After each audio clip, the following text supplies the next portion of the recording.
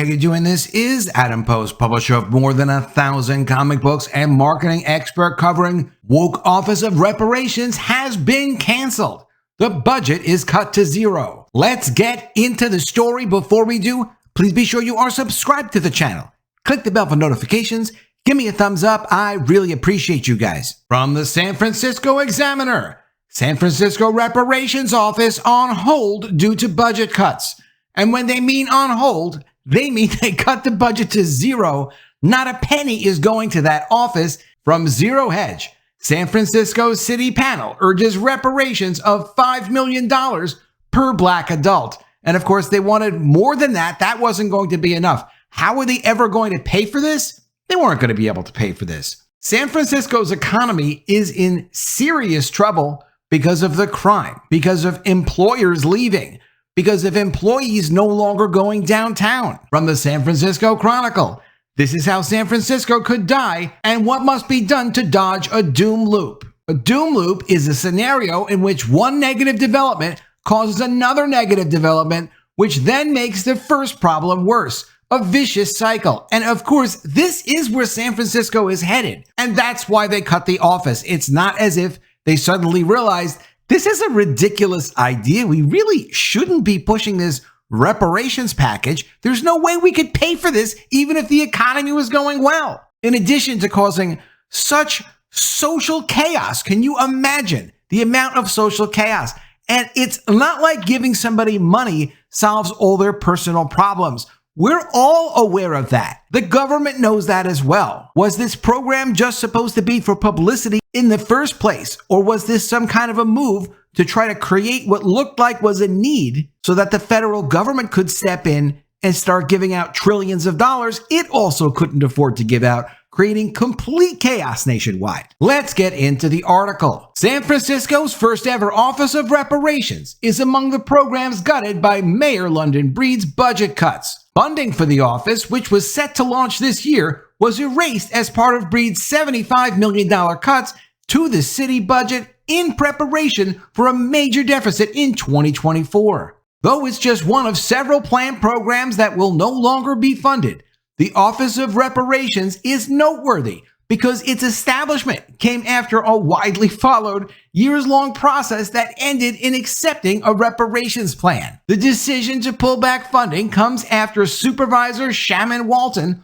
fought to secure money in the budget for this office earlier this year. Though he called the cuts disheartening in a statement to the Examiner, Walton didn't dispute the mayor's logic behind the reductions as the city faces a prolonged economic reckoning. Quote, "I understand the importance of no cuts to existing programs, but the black community will continue to pursue justice and equity through reparations here in San Francisco. We'll just do it with no office and with no budget, with a city that has no way of paying for any of these fictitious reparations." Walton continues, "My hope is that the city's deficit is eliminated quickly so that we can fund the Office of Reparations and fulfill the commitment made to address the historical injustices and inequities that have persisted for generations for Black San Franciscans." Cheryl Davis, executive director of the San Francisco Human Rights Commission, told the Examiner that despite the cuts to the Office of Reparations, the city continues to work on several of the reparations plan's recommendations. Those efforts include locating a satellite campus of one of the nation's historically black colleges and universities in San Francisco and collaborating with the city's economic development staffers to utilize vacant storefronts. Quote, "A lot of the work, it'll be tight, but we'll leverage some of the funding we had in our budget," Davis said. The Office of Reparations was viewed as a key step in implementing the reparations plan, which was drafted by the African American Reparations Advisory Committee and accepted by the Board of Supervisors earlier this year. The $2 million would be used to hire staff who would begin to form and fund programs enumerated in the plan. The plan recommended a sweeping suite of reparations and programs such as support for Black-led housing cooperatives and Black entrepreneurs. So, of course, those kinds of racial-based programs are not legal, especially when sponsored by government, because you're taking from some people and then discriminating against other people based on the color of their skin. Not legal, would have been sued, would have been blocked. City leaders expressed a commitment to reparations in concept, but have yet to forge a practical path to carry them out. Walton initially requested $50 million to be set aside in this year's budget for the creation of an Office of Reparations, then narrowed that request to $10 million and ultimately secured $2 million. Now the $2 million is gone, not only from this year's budget, but in each of the next 2 years as well. Quote, "It's a loss, but every department in the city is making hard decisions," Davis said. "These are the types of choices we need to start making to ensure the current and long-term financial stability of our city," Breed wrote in a letter to department heads explaining the cuts last week. I mean, the mayor didn't have any choices. It's not like she's looking to do the right thing and help create an equitable, merit-based, fair society and respect the law. She just doesn't have any money to put into it anymore because they've destroyed the city already in a vicious doom loop. Though it was readily accepted by the Board of Supervisors, the plan outlined by the Advisory Committee received some pushback, particularly from conservatives in San Francisco and nationally. Why would you have any pushback to a completely ridiculous, non-viable program that would create the most ridiculous, divisive society possible, with probably some really terrible consequences for the people who actually would receive $5 million? Have you ever heard what happens to lottery winners? A lot of them lose the money. A lot of them get crazy lifestyles that are unsustainable. A lot of people wind up getting killed by people that take advantage of them and are trying to just get to their money. Some of the lottery winners continue on and seem to be able to live, but it is an interesting story if you ever Google what happens to lottery winners. It's not always good. It's not going to create a stable society to just write out checks for $5 million each, no matter what the people's skin color is. What they could do is invest in education and help people with their social skills for social networking. That has nothing to do with skin color. If you have expertise in education and you have a good social and professional network, you can do very well no matter what your situation is. The most controversial aspect of their plan was the $5 million cash payments it proposed to be paid to each eligible Black resident.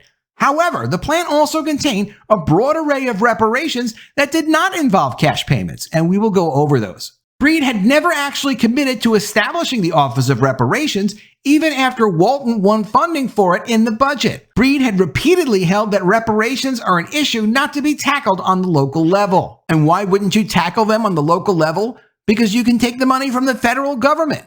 Just cause more inflation, like the student loan cancellations.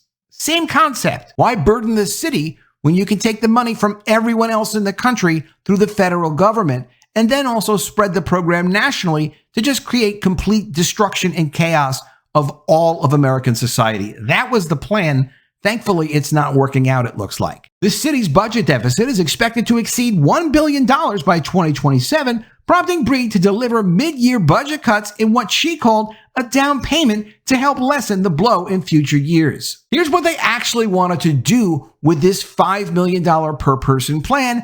And like the previous article said, it was more than just $5 million per person. From Zero Hedge, the San Fran City panel urges reparations of $5 million per Black adult. In a spectacular display of what happens when woke politics intersects utter financial illiteracy, a San Francisco Government Advisory Committee on Reparations has recommended the city pay eligible Black residents age 18 years and older $5 million apiece. That's just the headline recommendation of the San Francisco African American Reparations Advisory Committee, which was created by the city's Board of Supervisors amid 2020's nationwide racial troubles. Next on the wish list, quote, a comprehensive debt forgiveness program that clears all educational, personal, credit card, payday loans, etc. The group said this measure will get Blacks out of an inescapable cycle of debt so they can build wealth. Rivaling the $5 million payment as an eyebrow raiser, the committee also wants a welfare program that targets a $97,000 annual income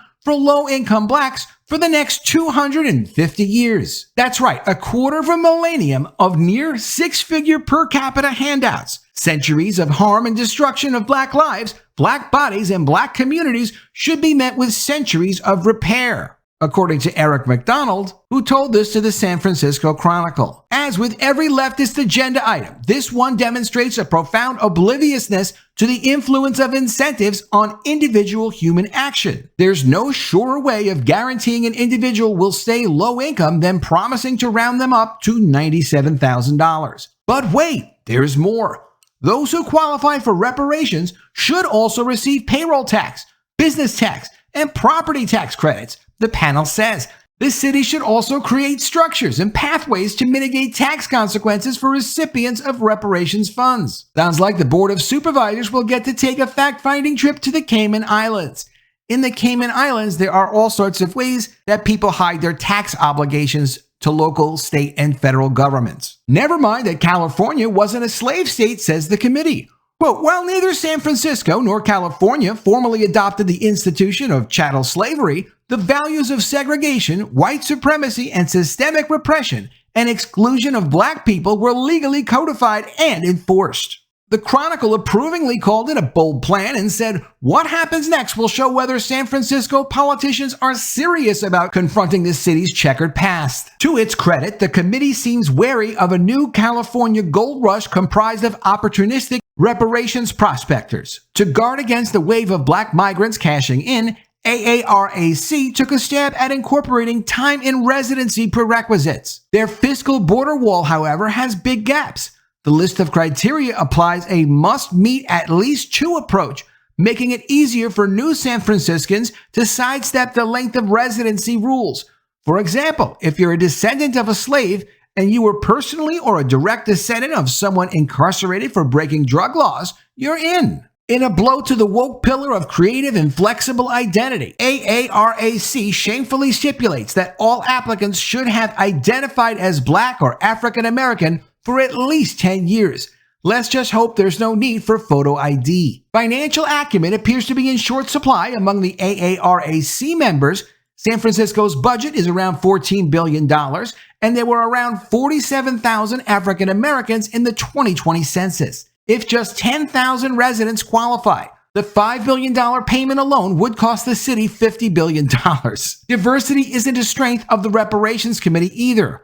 All 14 members are Black. However, there's a vacant seat right now available to an individual who has lived or is currently living in public housing. While this isn't a cancellation of their ridiculous reparations plan to try to pay $5 million to thousands of people that they don't have the money for, that would never work and would probably only harm the people and society, it is a cancellation of the office that was supposed to oversee implementing this.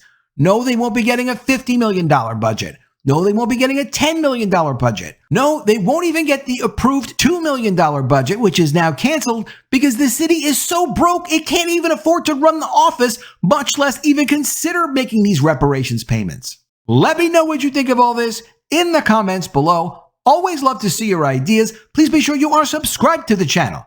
Click the bell for notifications, give me a thumbs up, and I'll see you again soon with another video. And if I don't see you, I will miss you.